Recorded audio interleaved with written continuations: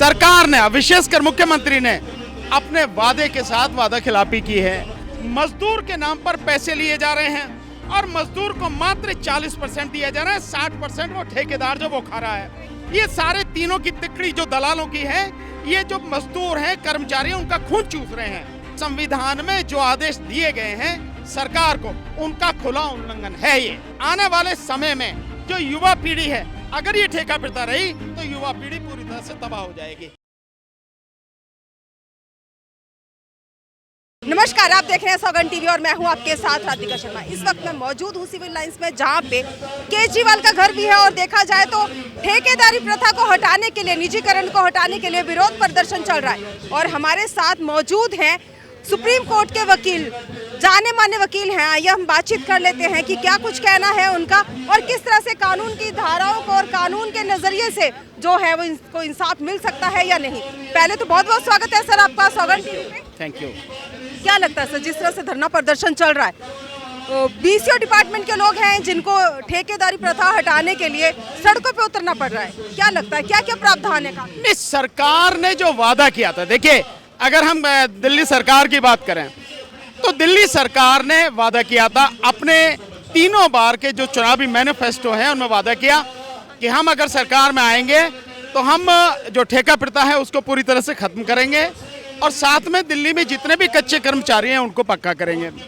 सरकार ने, विशेषकर मुख्यमंत्री ने अपने वादे के साथ वादा खिलाफी की है। अभी तक किसी को पक्का नहीं किया गया है, ठीक है ना। और यही अगर आप देखें तो एनडीएमसी ने अभी पिछले 6 महीने में 4500 लोगों को पक्का किया है। ये तो स्थिति ये है कि भाई आप जब वादा कर रहे हैं तो आप उसका पूरा क्यों नहीं कर रहे। दूसरी बात यह है, संविधान में कहीं भी ये ठेका प्रथा पर लोगों को, कर्मचारियों को रखने का कोई जिक्र नहीं है। और वहां विशेषकर जो इसेंशियल सर्विसेज हैं, आवश्यक सेवाएं हैं, जैसे मेडिकल में आप देखें स्वास्थ्य सेवाएं आवश्यक सेवाएं हैं, जैसे आप पुलिस में देखें आवश्यक सेवाएं हैं, जैसे आप एजुकेशन में देखें आवश्यक सेवाएं हैं, जैसे आप बिजली में देखें, पानी में देखें और परिवहन में देखें, ये सब आवश्यक सेवाएं हैं। ये 24 घंटे चलती हैं, इनको आप रोक नहीं सकते, लोगों के लिए जरूरी है ये। इनमें ठेका प्रथा का कोई जिक्र नहीं है संविधान में।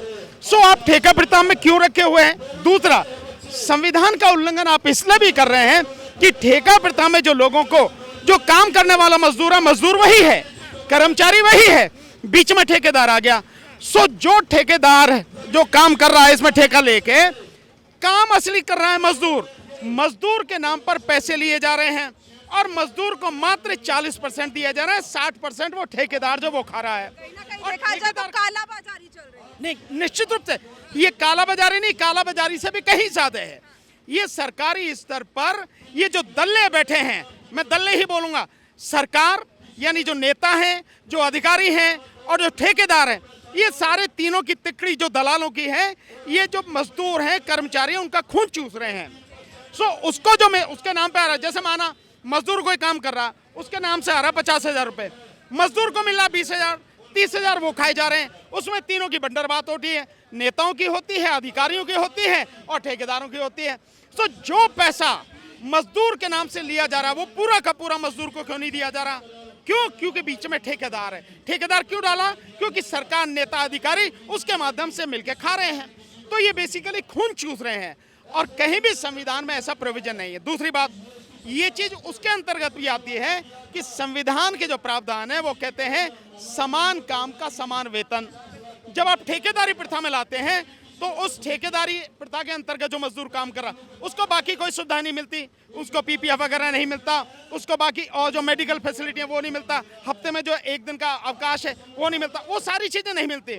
और वही काम जो नियमित कर्मचारी है, रेगुलर है, पक्का है, वो जो काम कर रहा है उसको मिलते हैं 60 से 70,000 रुपए और जो वो ठेके पे कर्मचारी उसको मिलते हैं 15 से 20,000 रुपए।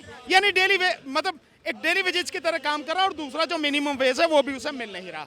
तो ये अगेंस्ट कॉन्स्टिट्यूशन है, अगेंस्ट लॉ है, अगेंस्ट सुप्रीम कोर्ट के वर्डिक्ट। सुप्रीम कोर्ट ने कितनी बार कहा है लेकिन सरकारें इसको लागू नहीं कर रही। क्या क्या धाराओं का प्रावधान हो सकता है इसमें? जिस तरह से ठेका प्रथा है, अगर इसको हटाने की बात की जाए, धाराओं की बात। देखिए, धारा की बात नहीं है, जो संविधान का जो राज्य की नीति निर्देशक सिद्धांत है, directive principle to the state policy, यानी सरकार को वो आदेश हैं कि राज्य कल्याणकारी राज्य होना चाहिए और कल्याणकारी राज्य के लिए आपको क्या क्या काम करने हैं, ये उसी के अंतर्गत आता है। सो उसके अनुसार सरकार काम करे, लेकिन कर नहीं रही है। तो संविधान में जो आदेश दिए गए हैं सरकार को, उनका खुला उल्लंघन है। ये संविधान के अनुच्छेद 36 से लेके 51 तक जो आदेश है सरकारों के लिए, उनका खुला उल्लंघन है और खून चूसना है मजदूरों का, कर्मचारियों का। इसलिए ठेका प्रथा को हटाना जरूरी। इसके अलावा ठेका प्रथा जो आने वाली पीढ़ी है उसकी बर्बादी की निशानी है। उसकी बर्बादी की निशानी एक तो मैंने आपको बता दिया कि जब 50,000 उसके नाम से मिलते हैं और उसे मिलने 20,000, तो 30,000 उसके खाए जा रहे हैं। खुला शोषण है और सरकार के द्वारा हो जाए।